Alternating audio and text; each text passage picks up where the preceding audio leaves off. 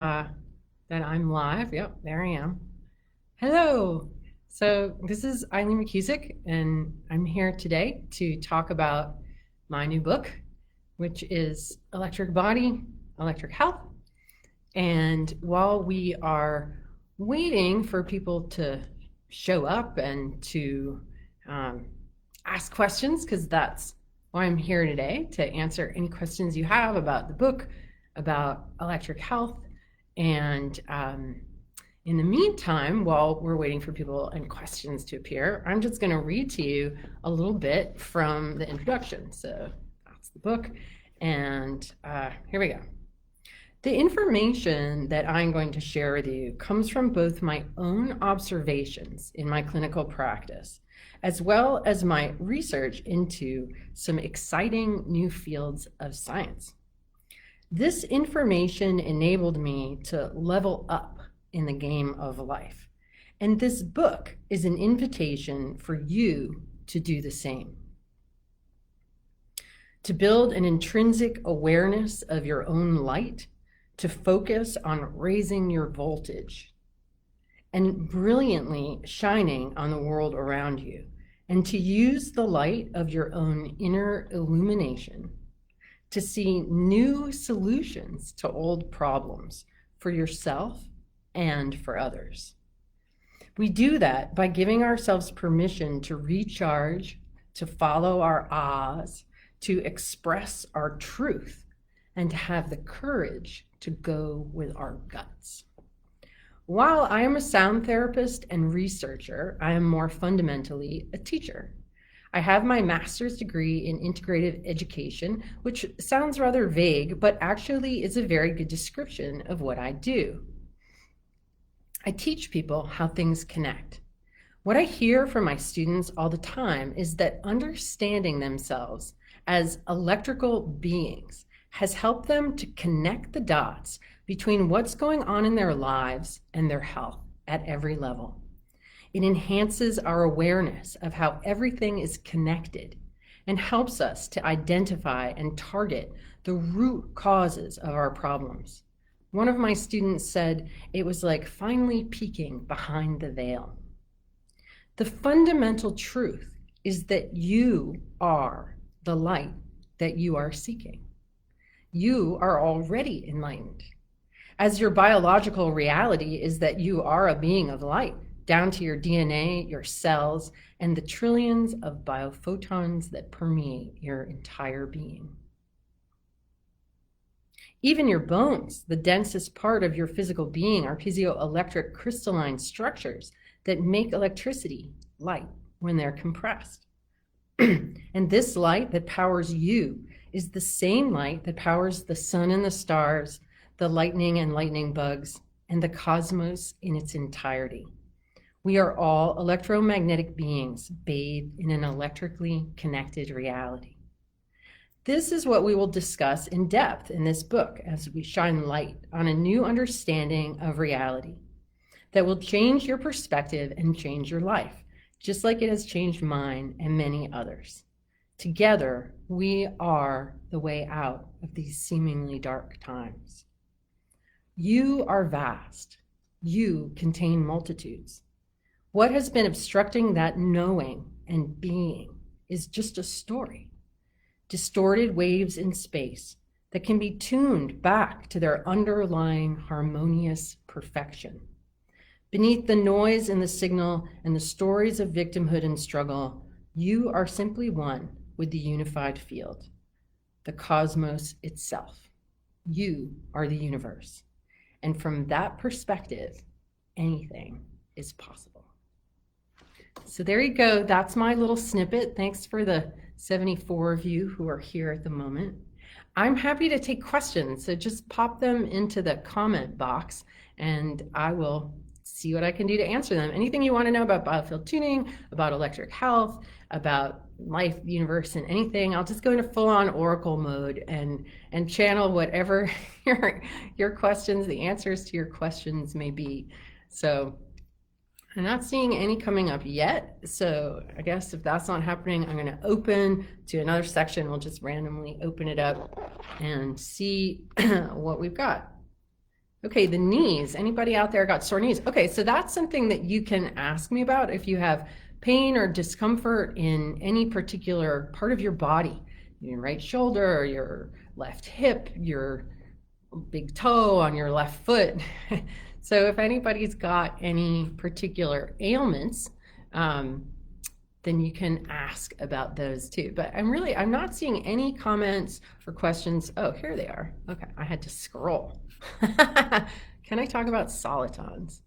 I can't talk about solitons at the moment, but that is a really great question. You can talk about magnetic monopoles, and I just read about these new things that are an electron paired to a phonon. Those sound pretty cool. That feels like what I'm encountering in the field, actually, those electron phonon pairs. Do we talk about mental health and trauma and emotions talked in the body? Absolutely. You know, it's so interesting. We're always talking about mental health, but really, I think what's really going on is emotional health. And so the whole back half of the book, most of the book is really about emotions, because what I've discovered working with people for 25 years now is that it's really the misunderstanding and the mismanagement of our emotions that makes us sick. You know, even the CDC says that 85% of disease is caused by stress. Well, what is stress? You know, stress is not managing your life well. It's inputs and experiences that you're not processing properly. And what they're doing is just taking hold and kind of shaking you up from the inside and making it so that your body doesn't work properly. And it's all, from a Biofield perspective, it's all patterns and rhythms and flows in our electric body. So, for example, if you worry about the future a lot and you're up at 3 in the morning and you're thinking about the future and you're scared, you're actually energizing this zone in your field. It's like a hamster wheel. It spins and spins. And then that spins off your right hip. So a lot of people who have right hip issues are actually overthinking about the future too much. And mental health and emotional health is bringing all of these flows through our electrical system into the right place, into the right rhythm, into the right understanding of what to do with them. And the book goes really in depth about that. So yeah, you can learn about a lot about that. Okay, let's see what else. Knees. Okay, knees have a lot to do with really the degree of freedom in our life. So the right knee relates to moving forward. You know, think about somebody who's skiing down a hill, the right knee is about forward movement. When we end up with pain in our right knee, it's very often because there's something blocking us. There's something or someone that is obstructing us and getting in the way of our natural flow. When we have pain in the left knee, it's more related to being attached to the devil you know. So being in a job that you're not really digging, being in a relationship that's not meeting your needs, living in a living situation that's not comfortable. It's having reached the point of satiation, but not being able to let go. And so much of freedom in life is like knowing when it's time to detach from something that no longer serves us and when it's time to flow onto something different. And when we end up very frozen in the knees, we can get very stuck from the inside. Even self-sabotage comes in on that right side. So if you're feeling sort of frozen and stuck where you are, knowing that you kind of need to get somewhere else, you want to get your knees worked on. And you can do that with a Biofield tuning practitioner. We've got tons of them, biofieldtuning.com. I've got lots of audio sessions. There's ones on the feet and knees. You can get a tuning fork and do it yourself. And you can learn about that in my first book, Tuning the Human Biofield. If you haven't gotten that one yet, you might want to. Okay, sore right hip. Okay, well, I'll get back to the hip, but I want to answer, how does this book fit with your first book? So that's a good question. It's kind of similar in a way. In Tuning the Human Biofield, I talk about discovering biofield tuning, discovering the biofield anatomy, discovering plasma and ether. I go a little bit into the biofield anatomy. This one just goes deeper. It goes deeper into the electrical nature of life. Over the last few years, I found so many articles about the electric nature of life in magazines like National Geographic and Nature and mainstream publications. And actually, if you go over to electrichealth.com, which is our new website, I have research. I have all these peer-reviewed journal articles about research on the biofield.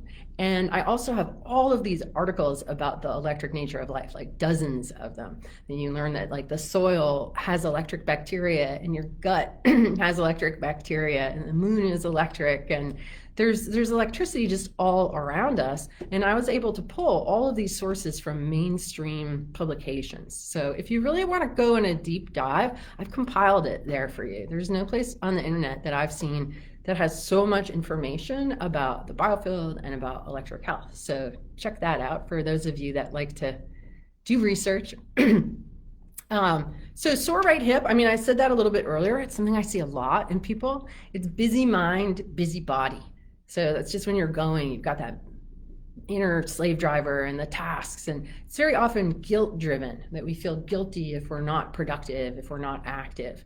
Also, if people tend to perseverate about something, spin the same circular thoughts over and over again, that can show up in the right hip. And so whenever you become aware that your hip is hurting, and I talk about this a lot in the book, like I talk about how to understand your biofield, your electric body as your mind, and how to get a better grip on it from the inside out. That what I do with tuning forks and like manipulating the magnetic field that shifts the way electricity is running through the body, you can do from the inside out with your mind. So if you catch yourself and that right hip is twinging, you want to check in and be like, am I overthinking? Am I overdoing? Am I trying to do too much right now? And then just very consciously reel that in, knowing that you're kind of, whoa, I'm over here and I need to be like here now in this moment. And to very consciously reel your energy in. And the more you practice that, the better you get. So you'll learn all about that in the book. Feeling heavy emotions coming up since Sing the Body Electric.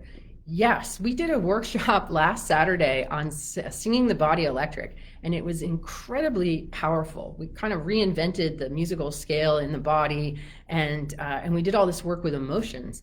And most of us felt fantastic afterwards, but it really like blew out. It's very powerful medicine, and I felt like rubble the next day, but I've been feeling better and better ever since. So if anybody is watching who did that and had that experience, listen to the free 144 strand meditation tune-up that is available on biofieldtuning.com, and that can help kind of straighten you back out again. Yeah, but powerful medicine with the voice for sure. Do you see our connectedness taking place via the field, the quantum field? So I don't use that terminology. I don't use the word quantum for a bunch of reasons. What people refer to as the quantum field, I call the ether. And that's the classical term for the luminiferous ocean of clear light that all phenomena arises in. It is the unified field. I just prefer the term ether. And I go really in depth about ether and understanding that and how it plays a role in things like distance healing, in remote viewing, in all kinds of psi phenomena. If everything is connected, and then it makes sense. You know, I don't use that phrase spooky action at a distance either. To me, that's just resonance in the ether. And we all have that experience, you know, when your phone goes off and you know who it is, or, you know, we just all have that experience of that resonance in the ether. So it's got to be going on. And there's nothing spooky about it. It's just part of how nature works. Are you finding people who can see the light when they are being treated with the tuning forks? Yes, I just worked on somebody actually just before this who was seeing light. She's like, oh, in that spot, I'm seeing yellow or I'm seeing green. Some people see all different kinds of colors. Some people really connect to their own electric body and they start to have a sense of their own wiring being lit up inside. You know, that's certainly been my experience as I've taken care of my electric health more and more and really gotten good at keeping my battery like up between 90 and 100% all the time. Is that I'm really becoming more and more aware of my own electrical circuitry illuminated within me and being the light. Right? We all are. And this is the revelation in this book, is that inner light is not just spiritual, it's biological, it's electric. and it's the juice that powers you that you run on, and it's the same juice that powers the stars and the sun and all of that. So there's nothing, you don't need to convert to Christianity if you have a moment of seeing the light within you, because it's just another dimension of the reality of who you are. Okay, here's one. Do you think we can be effective clearing our own field, or is it better to have another person work on us? So for a long time, people would ask me if you could work on yourself, and I'd be like, nah, I'm gonna give yourself a foot rub. Like, that sucks. Like, it's way better to have somebody else work on you. And I also felt like there's something about somebody else going into sympathetic resonance with these difficult experiences that you have had and being a witness to it. And it's one of the things that I love so much about my work is this intimate ability to get right in there, level beyond words with people's pain. And there's something about somebody compassionately witnessing you when you are reliving a moment of suffering that is incredibly healing. And so I said that there's no witness when you work on yourself. But then I had an experience that completely changed my mind about that. And guys, I'm always making these declarations like, oh, we can't do this at a distance, or we can't teach it through video, or I don't go to the gym and work out. And then I completely rescind on them. So this was another one of those ones. I kind of had to eat crow and be like, oh, that's wrong. But I was doing a study on doing a group distance session from a Faraday cage at the California Institute for Human Science. So for those of you that don't know what a Faraday cage is, it is a big copper room that shields all electromagnetic frequencies. And so I wanted to see what my experience would be. I had a biophoton counter, working with 330 people. It ended up being from a Faraday cage. And what happened was I had to do a control first with myself, because one of the things that I'd also observed when I was doing group sessions was that the temperature would always go up in the room that I was in. And so I had a little USB thermometer plugged into my laptop in the room while I was working to see what the temperature change would be. Anyway, earlier in the day, I did a session on myself, and I'm in the pitch black because I got the biophoton counter, and I'm working on the heart. And I just imagined my own being there. No, not 330 people. And I was working on myself, and I hit this area on the right side of my heart from like age 3 or 4. And it was a trauma that I knew about, but I'd never seen it from this particular angle. And I was really in it, and I was really feeling it. And in that moment, I realized that I was being witnessed. That I was being witnessed by God or the Creator or the One. That there actually was a witness there with me as I was in that difficult place with myself. And that was, I was like, wow, how did I miss this? Like, how did I not realize that we always have a witness? So yeah, you can work on yourself, and you can project a hologram. That's the term that we use for just imagining your own body on a table. And you can give yourself a treatment. And even if you get into those difficult spots, you do have a witness.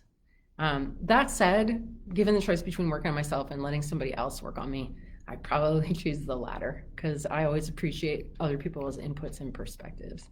Yeah, but you can. And you can work on yourself with tools like this. So this is the sonic slider. It has a handle extender attached to it, which makes the handle fatter. I'm in Vermont right now, and it's winter, so I heat it up under hot water, and then you can use it on your neck, your face, your head, your body, just rub it all over. And what that does is it imparts coherent mechanical energy into your body. So it gives you energy, and it gives you coherent energy, and it helps your body to relax and organize itself. So if you haven't checked out the sonic slider to work on yourself, you might want to do that. Okay, let's see what else we've got. Love the back half of the book, Powerful Words of Wisdom and Coaching. Yeah, the back half of the book is all about the different places where we can go out of alignment, and stories about people that I've seen. This work has given me such an incredible insight into the human mind and how we use it, how we misuse it. I've discovered that you know, our intention is so powerful and our word is so creative. I mean, it's so creative. It's so instantly creative. Any thought that you think, any words that you say are immediately creative. And what I've found is that so many people take this magical ability with words and voice and sound, and they turn it back in on themselves with an inner critic. Right? Raise your hand if you got that going on. And even if you don't have an inner critic, sometimes there's an inner taskmaster who might not be mean, but is like, you got to do this, you got to do that. And it's kind of a similar thing. Or people who have a lot of drive and are always overriding their physical body, like extreme athletes and stuff.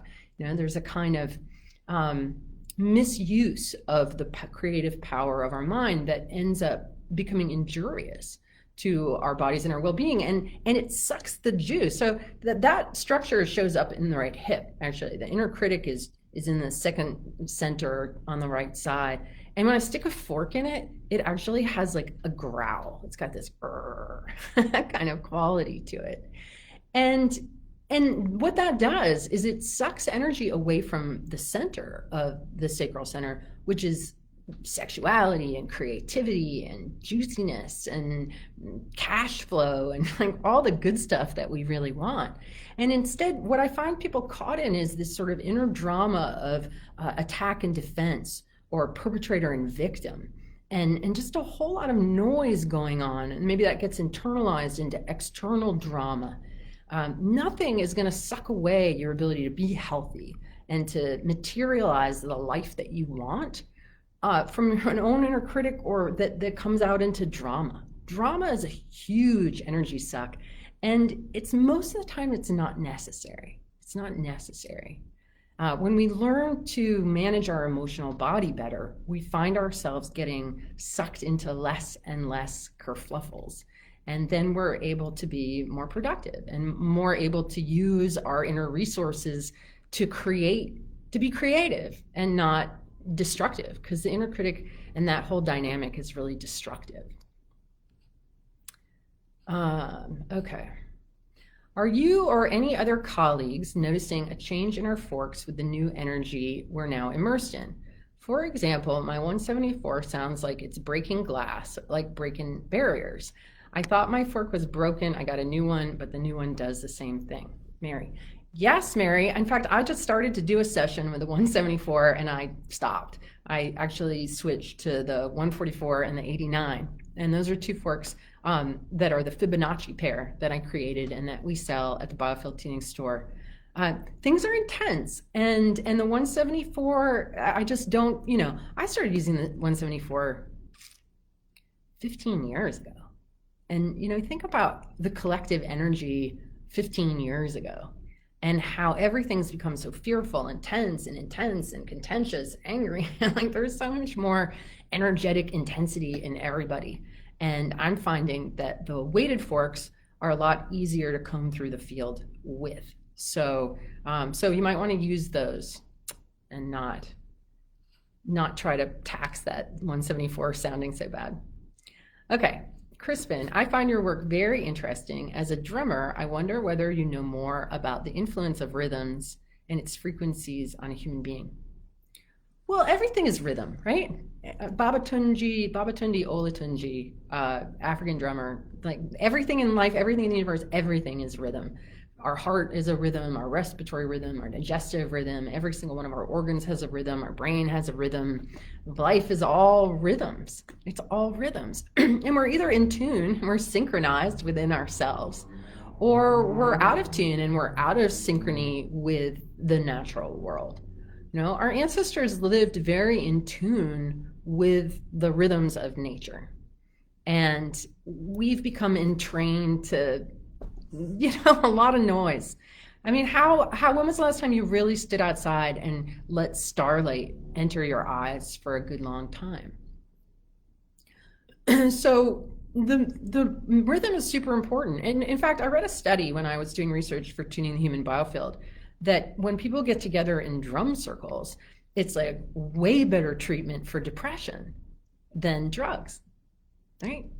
So I think that drumming is a really healthy thing to do. I actually feel like we've been through this whole sort of yoga and meditation and mindfulness, and everybody trying to like sit down and shut up.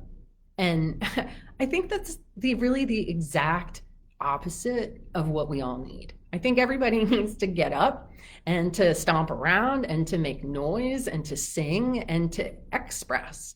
That, I'm finding what most people suffer from is this kind of like energetic and emotional constipation, where they're all full of sound and expression that just isn't being expressed. Health, the key to health really is expressing. It's expressing our emotions, expressing our voices. It's expressing ourselves like kids do. And we've all been so put in boxes, told to sit down and shut up. And then our solution is to just sit and shut up. No, I disagree. So yeah, drum, everybody drum more. Okay, can you clear or clean your living space with tuning forks?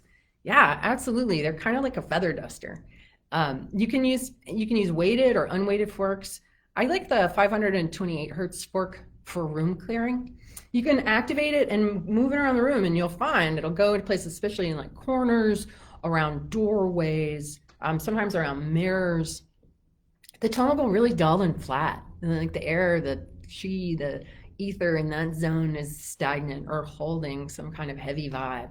And you just keep activating the fork and run around, and it will absolutely clear it. You can do that if you're a provider of any kind, if massage or sound therapy or anything, and you have people coming in and lying down on your table, you can clear the table with a fork afterwards. Because for me, as an extreme sensitive, right, I'm ridiculously sensitive to vibes, and sometimes I've had the experience of going in for a massage and lying down on a table, and it has clean sheets, but it doesn't have clean vibes. And I can actually maybe feel the vibe, the sadness or the heaviness or whatever of the person who is there before me. So just acting, using the 528 like a feather duster up and down a few times is going to clear all that away, so that you're giving an energetic fresh sheet to people as well. Yeah. Okay, how do glands, I love all these questions, guys. Thanks for keeping them coming. And if I miss yours and you really want it answered, then just put it all in all caps and send it back through again. Hopefully I'll notice it. How do glands and organs play into the joints, chakras, and the work we do with combing? How do we know whether the issues are emotions from self or absorbed from others? Okay, there's a couple questions there. Well, the glands and organs definitely show up in each zone. So if you're working in the neck, the thyroid is going to show up. What I find is when I'm combing through the body, through the field, right? Because in biofield tuning, we start combing from 6 feet away from the hypothetical edge of the toroidal biofield. And what I find at the outer edge is gestation, birth, early childhood. Now, if you're picking up emotions there, like under the age of 7, they're very often the emotions of the parents or the family members or the kind of vibe in the home at that time.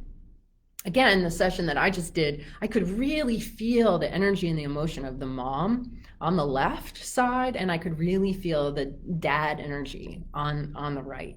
And so, those aren't the energies that are being generated by that under 3 individual. They're having sympathetic resonance very often to the energies of their parents. So those early impressions very often are other people's. As we get in closer, move in closer, like age 7 and up, most of the emotions that you find were generated by the individual that you're working with. And then the joints, this is kind of an interesting thing, like especially when you get into the solar plexus. Now remember, every single organ has its own rhythm, has its own vibe, its own little song that it gives off. And so in the solar plexus, we've got the liver, the gallbladder, the kidney, the adrenal, stomach, spleen, pancreas, kidney, adrenal. Like there's a lot going on there. And it took me years to be able to kind of tease out and be like, oh, that's definitely the liver, that's the gallbladder, that's the kidney, that's the stomach. They all have songs. And when you play with tuning forks regularly, you really do start to discern and understand and decode that language of vibration. Like it comes to you, it drops in these aha moments, and all of a sudden you'll be like, oh my God, that's what arthritis sounds like. Like that person has arthritis in this knee and not in that. And that one sounds kind of grainy and that one doesn't. And you start to really identify stuff, or you'll hit something, and you'll be like, wow, I just know that that's the spleen. Like I just know it, I feel it. There's something going on there. And that comes in time. I think sometimes people watch me do a session and I'm so fluent in the language, but remember, I've been doing this for 25 years, okay? 25 years. So it does take time to learn, but everybody that I see who sticks with it and does it regularly learns this language, because we all know it. We all know it. It's just a matter of recognizing it, remembering it, and having it really sink in. Good. Okay. So I see you are connecting with musicians such as Victor Wooten. Have you ever experimented with amplifying tuning forks to tune larger fields? Larger fields. No, I have never amplified the tuning forks. I mean, I've tuned all kinds of stuff with the tuning forks. I've tuned buildings and businesses, and I just tuned COVID. Just the whole thing, the whole entity of COVID. That's a pretty big field. And it was so life-sucking. It was so dead and so heavy and so like, ugh. And what ended up happening in that session, just kind of envisioned the entity of COVID, not necessarily as a virus, but just sort of as a being that's sort of taken over our lives, right? And the way that it's kind of sucked the life out of people and sucked the life out of businesses and sucked the life and the light out of so many people.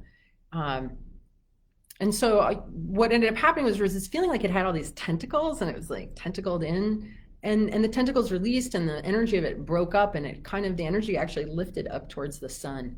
And then I noticed, and maybe a coincidence, but hospitalizations and cases started going down. For that, I invited a whole bunch of tuners to do the same. So we can really tune anything. I've tuned the bees. I have a blog post about that at biofieldtuning.com, that you can tune into the morphic field of really any species. I tuned the whales. That was really trippy. So, and we can do this with music too, and our voices. Like you don't have to just use a tuning fork. You can use your voice or any instrument to listen, to use your mind and be like, okay, I'm going to listen to the bees, and I'm going to play my instrument, and I'm going to feel, and then work with that. Nature loves to be sung to and sung with. It really does. And it feels so good for us. So, and then as far as musicians go, because I have been connecting with more musicians, there is a plan to take everything I've learned about sound healing and intention and how sound affects the human body and translate that into music. So over the next few years, I'm going to be doing various collaborations with various artists. I'm doing it with the Brothers Corin right now, the Sing the Body Electric program that we do.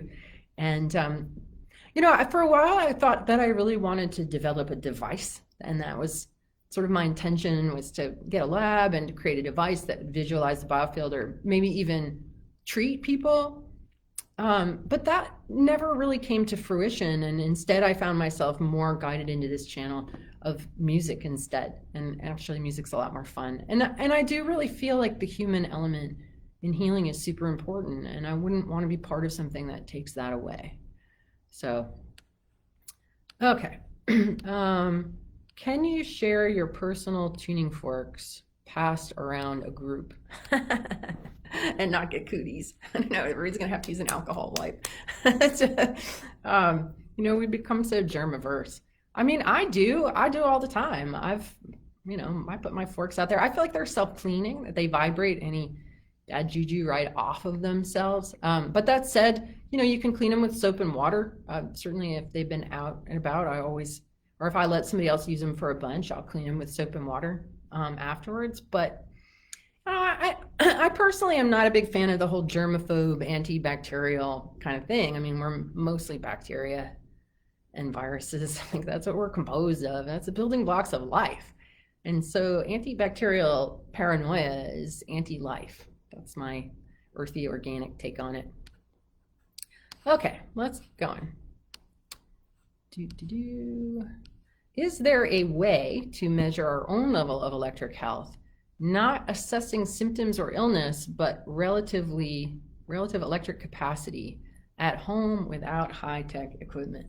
I don't know. People keep asking me that. I better figure out the answer to that question. I just send them to Jerry Tennant because he's a gadget guy and he's figured out all kinds of ways. But, here's a really simple way. So if you think of your electric body like a battery, right? And if you have a battery meter that's on a scale of 1 to 100, ask yourself in this moment, where is my battery meter at? And then just see what drops in. So let's see those in the answers. Like, what do you got? 50, 60, 70, 80? If you're dropping down below 50, 40%, when your phone gets to 40%, how it like drops faster. But when it's up around 100, it's like seems to last longer. It's the same way with our bodies. And a good way to think of this, like let's say that you answered 70. So let's say that you own a manufacturing business and you have 100 employees and only 70 people are showing up for work every day. Is everything getting done? And are the workers that they are there doing well? No, right? Because they're having to make up for the fact that 30 people are out. So we really want to get our battery meter up as high as we can and learn to keep it that way. And the reason why it gets low is because you've discharged more than you've recharged. You've given more than you've received. It's a really simple equation. You probably keep on doing things that make you feel, ugh. That's going to bring your battery meter down really quick. And if you're holding back emotions and you're holding back your truth, people that I've worked with who have fibromyalgia and chronic fatigue and things like that, they're holding themselves back. Do you know how much energy it takes to hold yourself back from expressing your truth, your needs, your opinion, your desires, your wants, your beauty, your amazingness? That all of that tension is a kind of holding back. And so again, in the book, obviously, I talk about things that raise our voltage and things that lower our voltage. And when you start really paying attention to your electric health and taking care of your electric health, and I'll tell you what, it doesn't involve eating vegetables, okay? I have never liked vegetables since I was a kid. It drove my mom and dad crazy. And then I got married and had kids, and it drove my husband and my kids crazy. They're like, Mom, eat your vegetables. In fact, even the other night, I cooked chicken and potatoes and broccoli. And you know what? I didn't even eat the broccoli. I left it on my plate, okay? I'm walking proof that you can be a healthy individual, and that health is not, raising your voltage, raising your pH is not all about sitting and shoveling vegetables in your mouth, especially if you don't dig them like I don't dig them. So that when we take care of our electric health and we breathe and we love and we sing and we rest when we need to, you can live without the broccoli. So I'm sure that's going to make some people upset. Make some of you happy. Okay, what is the best fork for these times if one had to pick just one? I would probably pick the sonic slider. And because you can use it on your body, you can use it for like health and beauty, you can use it for pain, you can use it in the field, you can comb the field with it. That works. And it's just it's a universally pleasing frequency that people just really like. You can even just sit with it on your sternum, and you do that for a little while. You can poke around and find places in your body. Sometimes you hit a spot, and instead of it going brrr, it goes wong wong, and you just find atonal spots, off rhythm spots, and it's like sticking a metronome against yourself, and your body feels that it's off rhythm, and then it will put itself back in right rhythm. So I would recommend the sonic slider, and you can get that at biofieldtuning.com.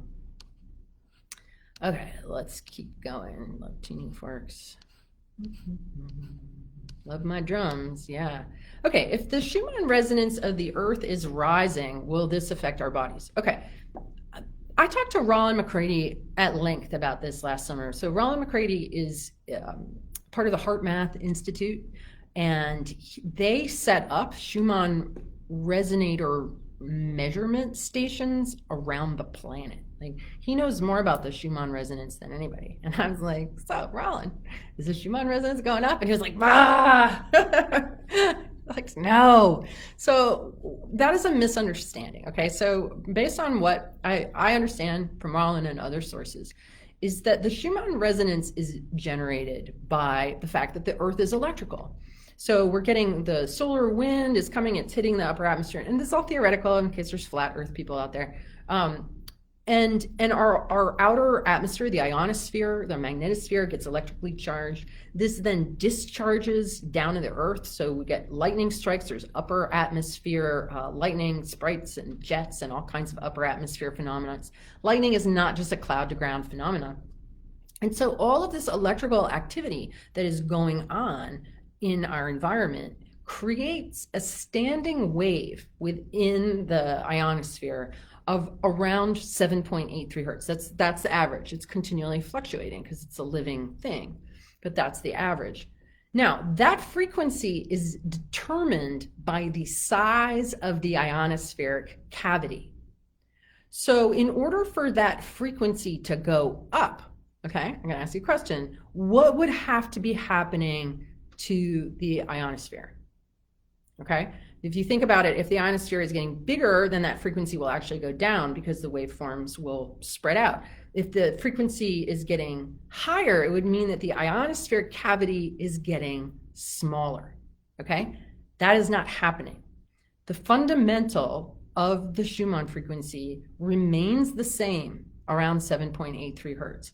What we are seeing is spikes in amplitude that accentuate the higher harmonics, right? Because it isn't just 7.83 hertz.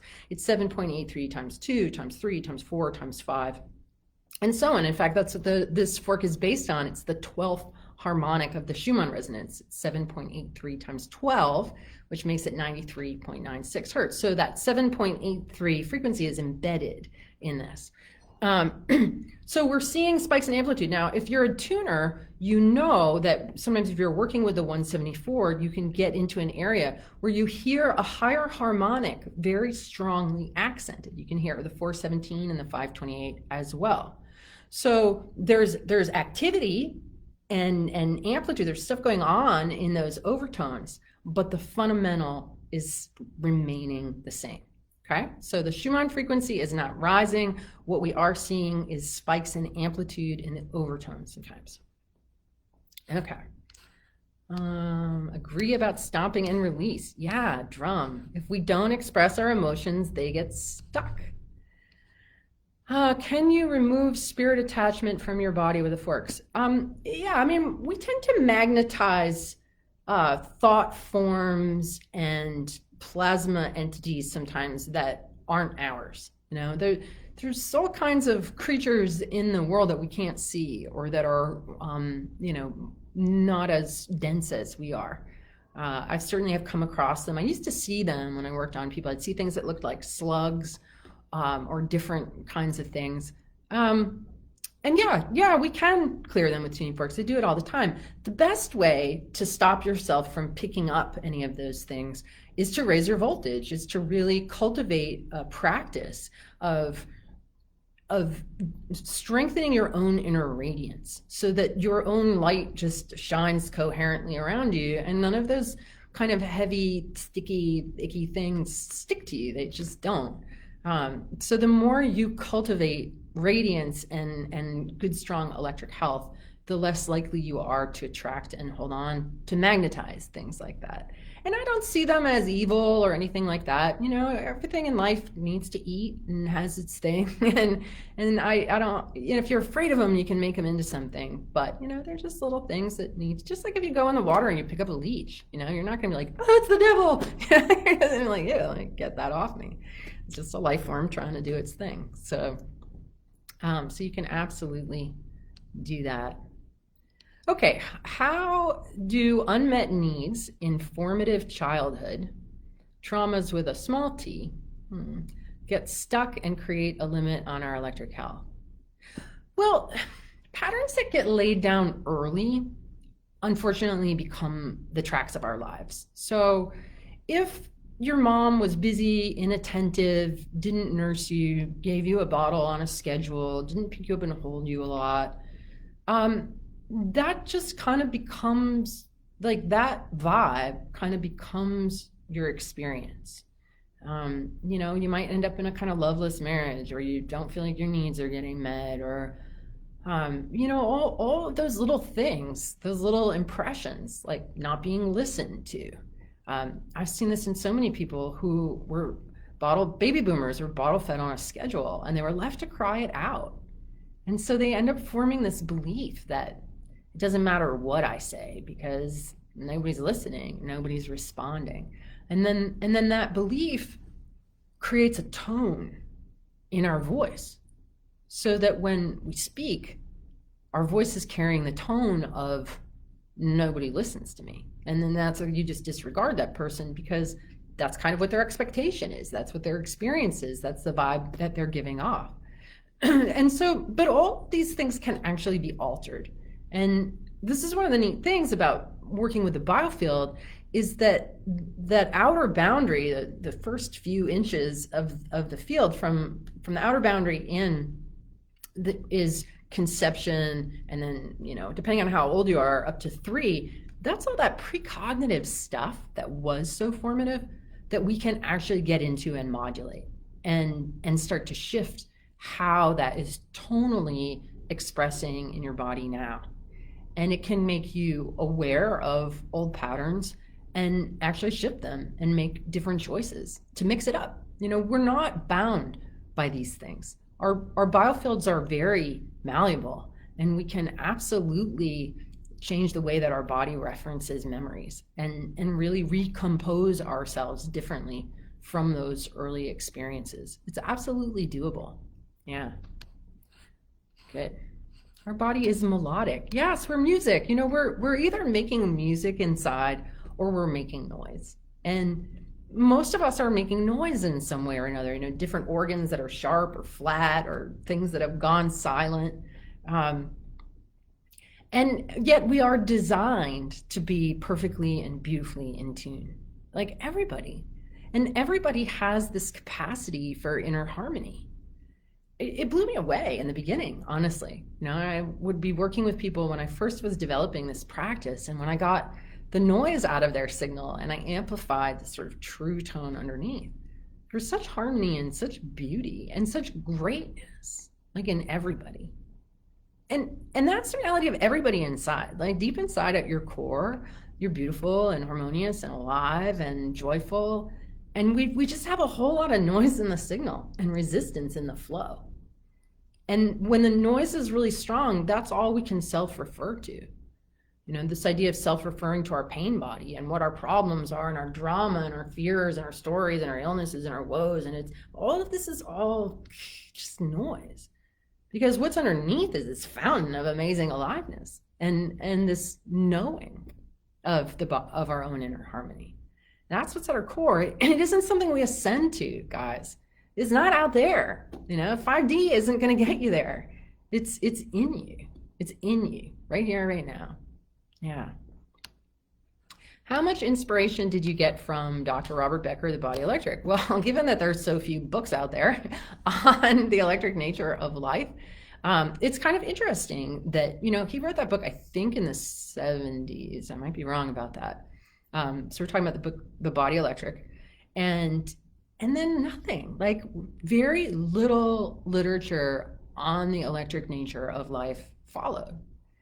And, you know, I think part of it is because medicine has been dominated by pharmaceutical companies, and it's all about the pill. You know, it's all about the pill for every problem. And, you know, we haven't looked at the electrical nature of life. Another person who Robert Becker was influenced by was Harold Saxton Burr. And Harold Saxton Burr was a professor of anatomy at Yale from the 30s through the 70s. He was there for a long time, and he did all of this work. He wrote a book called L Fields, or he called biofields L Fields, or life fields. And he had like meters set up on trees. Like he discovered in the 40s and 50s that like disease shows up in the field first. And he did all of this amazing research. And have you ever heard of him? You know, did people pick it up and carry it? Not really. But Robert Becker did. But then, you know, who do we know after Robert Becker? Well, Jerry Tennant, right? There are some other people now who are, but there's been surprisingly little published mainstream books on this topic, and I think that's going to change. I think that we're going to see a lot more. Honestly, I think that there's 7 planets in Aquarius in February, and Aquarius is really all about waves. It's all about vibes and electricity, and I just feel like everybody's kind of ready for a different perspective on things, and I think that that's where we're going. So, okay, so many forks to choose from. Yeah, the sonic slider or the 528. People love the 528. It's got a really pretty sound. You can use it to clear rooms. You can use it to work with patients. People love the sound of it. I like the 174 for combing, although, as I said earlier, it's gotten a little difficult because the collective has become so dense and noisy. But yeah, sonic slider, 528, 174. Quit forking around. Go fork yourself. Oh, here's some battery meters, 70, 75, 75, 55. Celeste, yeah. So I hope I'm inspiring anybody who's like got it low to like start to raise it up. And it's not that hard. Like, I really think electric health is so much easier than chemical mechanical health. And part of it is around the diet thing, because I think so often from a chemical health perspective, we're like, oh, I have to take supplements and I have to eat vegetables and I can't enjoy junk food. And I follow a doctrine of what I call moderate hedonism, and what that means is that if most of what you do is good and healthy, then you can afford to pick your poisons and enjoy them. Okay, and I love all the naughty stuff, I really do. But I just enjoy it in small amounts. I think that when we get into this like trying to be too good, that it's not sustainable. And honestly, I went through that when my mom got a brain tumor back when I was 25. I put her and all of us on a macrobiotic diet. And if you're not familiar with macrobiotics, it's like a lot of rice and beans and greens, and it eliminates things, all sugar and things like coffee and chocolate and the things that I had been living on at the time. And I got so pure, eating so clean, that I couldn't open magazines and I couldn't listen to the radio. Like, life became really garish and kind of intolerable. And I realized that with the degree of toxicity that's in the environment, like, we have to have some poisons in our system in order to adapt and to flow, So if 80% of your practices, 85, 90% of what you do is good and healthy, and you can enjoy alcohol and whatever else you want in small amounts and not suffer detriment. I know that's idealistic. I know people have addictive personality. I mean, I was so addicted to sugar for a long time. And I had to quit it completely for months to really kill its control over me. But now I enjoy it in small amounts. So I think that whenever we try too hard to be too good, it kind of comes around and backfires on us. So don't feel bad about enjoying poison here and there. Antibacterial is anti-life. Truth, right? And never mind all the plastic bottles that we're throwing away with all of that antibacterial stuff. And, if it's not good for the planet, it's not good for us. And we know that those antibacterial soaps are like not good for sea creatures and things like that. So we definitely want to be, more sensitive to what we do and how it affects the earth. Okay, passing the forks around was an energetic question rather than a germ question. Well, are germs energy? I mean, everything is vibrational. Everything is a pocket of vibrational energy, and there's a kind of sympathetic resonance that can happen. What I've found in people, and I've come through thousands of fields, viruses, like when people have something like mono, for example, or they had mono when they were a teenager, there's very often a period of acute stress in the field. Some kind of stress comes in that gets us being like all like, and then that is like a sympathetic resonance to viruses, because viruses in the field, their frequency signature is fuzzy. It's fuzzy. That's the best word I can come up with. And in that fuzziness, there's a kind of chaos. And that chaos starts to create havoc in the system. But it also shakes loose things like cell waste, like mucus will come out. It forces us to rest, which very often we do need to. You know, it's not such a bad thing to get sick because it's the body cleaning itself out. And usually after a period of stress, which creates waste in our cells. You know, when you're all like, your cells are just not functioning right. They're not dealing with waste properly, and things are breaking inside.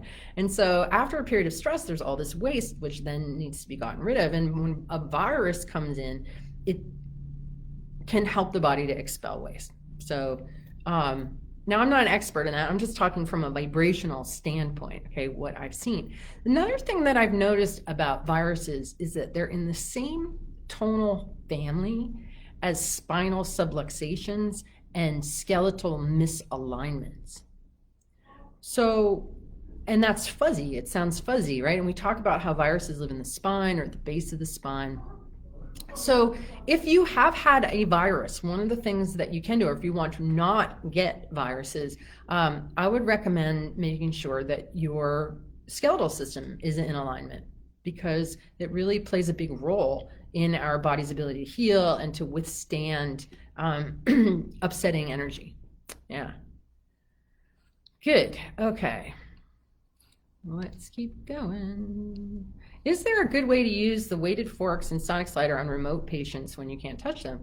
Yeah. So the very first time I did a distance session, which I didn't believe was possible. People asked me for years, can you do this at a distance? And I just thought it was the most ridiculous thing. I was like, that is so dumb. Like, this is sound waves on the body, people. Like, I'm not doing it at a distance. And then I finally tried it and discovered that I actually could. But what happens in biofield tuning, like if you have a body there and you're working through the field, you might hit an area in the field that's really sticky and congested. And in that place, you go to the body and you work on the body. And so I hit one of those places and I was like, but there's no body there. And I was like, but there's no body here. So I just went over and pretended that there was a body there, and I just held the forks in the air, imagining that I was holding them on the body. And when I went back to the field responded exactly as if I had just put forks on the body. So yeah, just pretend. And it works. And I know that sounds really weird, but it really does work. And lots of tuners have discovered that. So, okay, using for dementia. There must be a lot of incoherence there. Yes, definitely. Okay, so I have a theory about dementia and about Alzheimer's. And that is, on all of our cell membranes, we have primary cilia. We have these little antennas that house structures called microtubules. Now, these microtubules appear to be antennas that receive and transmit vibrational information. So basically, it's our biological apparatus for sensing vibes. Did you learn about that in school? No. Okay. So the ability to sense vibes is part of how we are constructed. And the microtubules, what they found in Alzheimer's patients is that the microtubules are failing. Now, if you subscribe to the theory that I do, which is our memories are stored in standing waves within our biofield, because that's how we access them and we modulate them. The memories are still there, but the apparatus for retrieving the memories has failed. So it's a microtubule failure of the body's ability to access the memories which are actually held in the field. Now, just to support this idea that memories are stored in your body's electrical system, think about this. Everything that we see and smell and taste and feel and hear are all translated by the body into electromagnetic signals. So it would make sense that our memories are stored in our field in these standing waves, like magnetically encoded in the body's electrical system, and that we can access them through the electrical system, which is the biofield.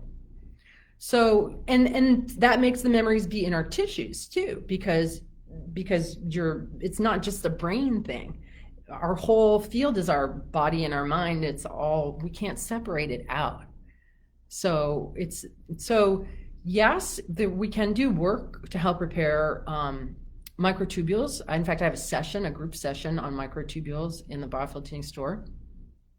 And I personally have not worked with people with dementia and Alzheimer's, but I have other practitioners who have noted improvement. So, you know, I think there's a good study waiting to be done there. But yeah, it just helps to get the noise out of the signal and to settle things down. Just kind of overall can be useful. Okay, does the sonic slider actually heal pain in your body? Just press it to the body. Some people have that experience. Yeah, I mean, it depends on pain, right? And what's causing it. A lot of people have arthritis, find that it's helpful for relieving arthritis. It doesn't make it go away, but it can relieve the pain. A lot of times if people have pressure headaches or sinus headaches, they can apply it and it feels better. A lot of people have been using it to improve their digestion. So if you have weak digestion and you get in a habit of using the sonic slider on your belly, it adds tone to your digestive tract. It adds tone to your muscles too. I got incredibly toned using the sonic slider on my body. And, you know, I used to be like showing off my muscles and being like, it's just from the sonic slider. But I've started going to the gym since then, so I can't say it's just the sonic slider anymore. But, you know, using the sonic slider and having it tone my muscles, especially my core muscles. When I did start going to the gym at 52, really for the first time, really in most of my life, I toned up very quickly because I'd already laid the foundation with the sonic slider. So it's useful in that way.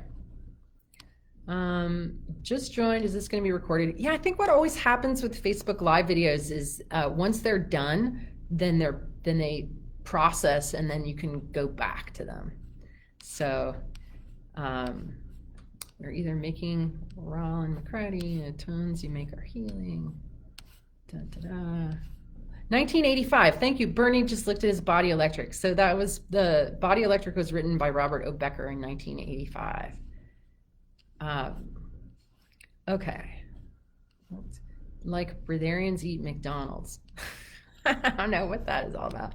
Digestion, bloating. Yeah, you know, I used to have the worst digestion. I had like gas, bloating, indigestion, heartburn, constipation, stomach aches. I mean, really miserable. And it was like things like bread and dairy.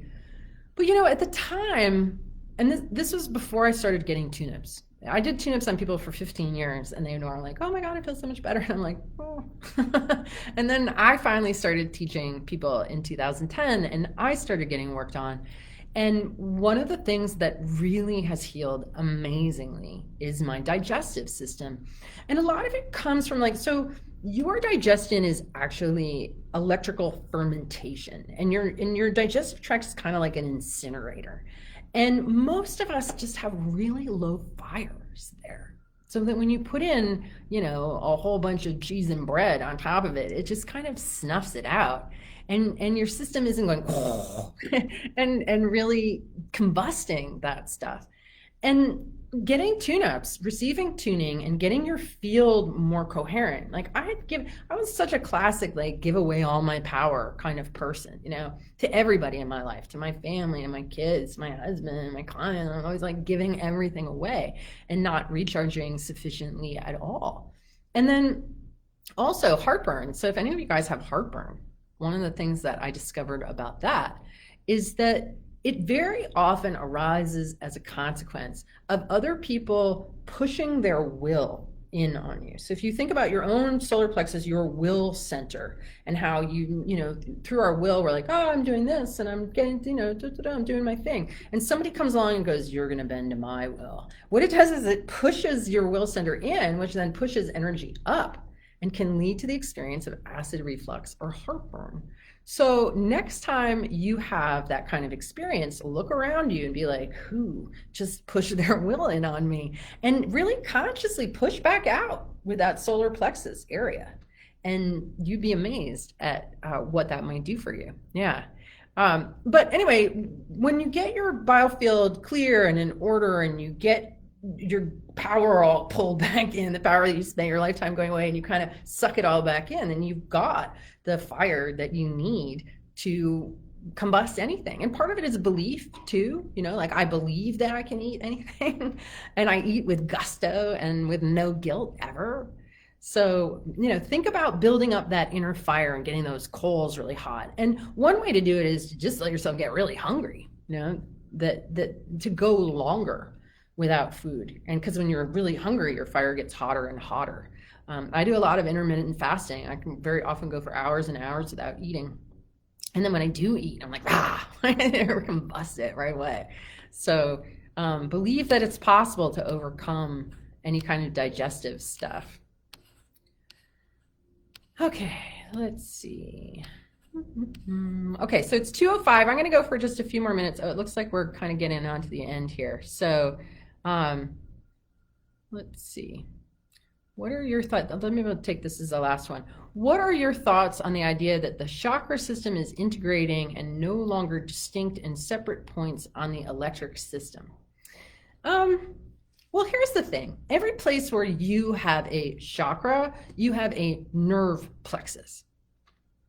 And so that's electrical activity in your body. And so when we find more energy above a chakra, that is the higher harmonic of the electrical activity of that nerve plexus. Okay, so there's different levels and layers to this. Years ago, I read about this thing about how like, oh, chakras are bad and you can have them removed. And I started wondering about that. And so I actually developed a different approach with Biofield tuning that brings everything in kind of like, we call it the sundial, and we work around the body like we're coming in on time, like 3 o'clock, 4 o'clock, 5 o'clock, and we bring everything to center, to the solar plexus. And that's a very powerful approach that can make us feel like super centered. It can really reel you in, like if you're scattered and kind of all around, like this sundial. And anybody who's a Advanced Module 1 graduate knows how to do sundials. It can really be useful.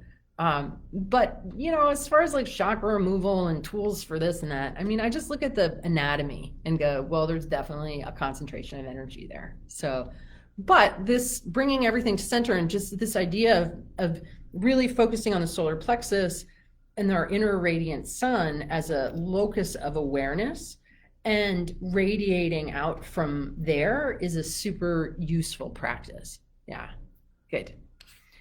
All right, guys. Well, it looks like we've expired on questions. So, and it's after 2. So I'm going to shut us down. Thanks so much for all of you who showed up. Again, Electric Body, Electric Health is available at pretty much any bookstore you want. Check it out, give it a read. And yeah, and if you've got any other questions, you know, feel free to just come post them on my page. So, or check out electrichealth.com too. You find a lot of answers there. Okay, everybody, thanks for tuning in. Take care. Be well.